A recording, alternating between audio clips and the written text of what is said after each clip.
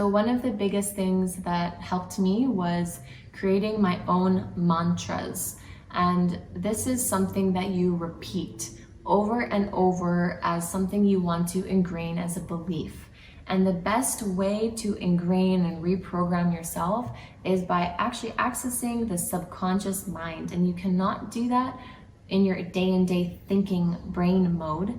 You have to relax. Your nervous system has to be completely feeling safe, and you have to be in the state of a theta brainwave state, which is the programmable state. This is also the state that children are operating in their brain waves, of course, right? So how do you access your subconscious mind?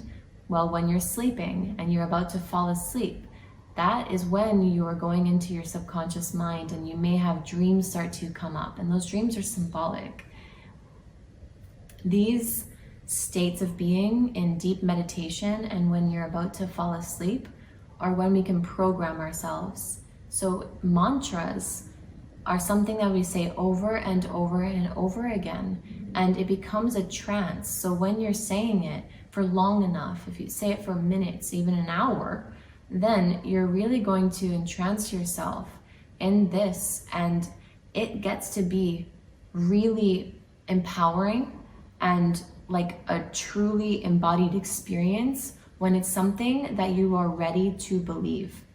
I used to work with manifestation, and I would try to program in myself, I am a millionaire. It didn't work because I didn't believe it to be true and possible. So we have to be realistic and tune into a true heart intention as to what is really the truth, what is really what I believe about myself on a higher level that my ego and my shadow and my inner child can also believe. So for example, I love myself. I love myself can be a mantra. You say it over and over again, and not just as an affirmation. I am affirming, I love myself. I love myself, I love myself. That's different than an incantation. I learned this from Tony Robbins, and it's powerful, the work that he does. He has seminars where people are having transformations and they're doing these incantations, which, for example, if it was, I love myself, they don't just say it, but they feel it. And they feel it in their whole body to the point where they get shivers. I love myself. I love myself. I love myself. I love myself. I love myself. I love myself. I love myself. I love myself. That's an incantation. It takes bravery. It may take time to warm up your engine. It may not even be believable. It may feel silly. All of this is normal. I went through that whole process, but I continued. I had the courage, and I believed that these were things that I actually believe. So why is it hard to say it? Why do I feel embarrassed? And I learned more and more that that was part of my ego. Part of my inner child didn't feel safe to express myself in that big of a way.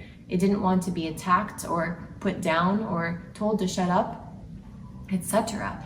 So these are the things that may come up when we're doing these exercises.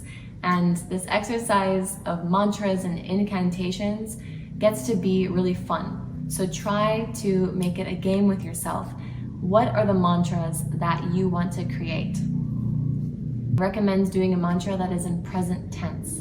So we're not talking about the future or the past in our mantras. Mantras are I am statements. They are something that we call in the current moment, because there is nothing else other than the current moment, as you've already heard me say.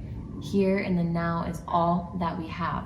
And so when we say I am and we follow that statement, we are calling into the moment the parts of ourselves that resonate and know that to be true, and it awakens it, and we get to experience that on an embodied level, on every level, and that programs us. So the best times to do these mantras are before bed or just upon rising from sleep, just upon waking, because those times we're still relaxed, our system is still feeling very deeply meditative, and then we can program ourselves really well. Also, we can exhaust ourselves, say after a workout or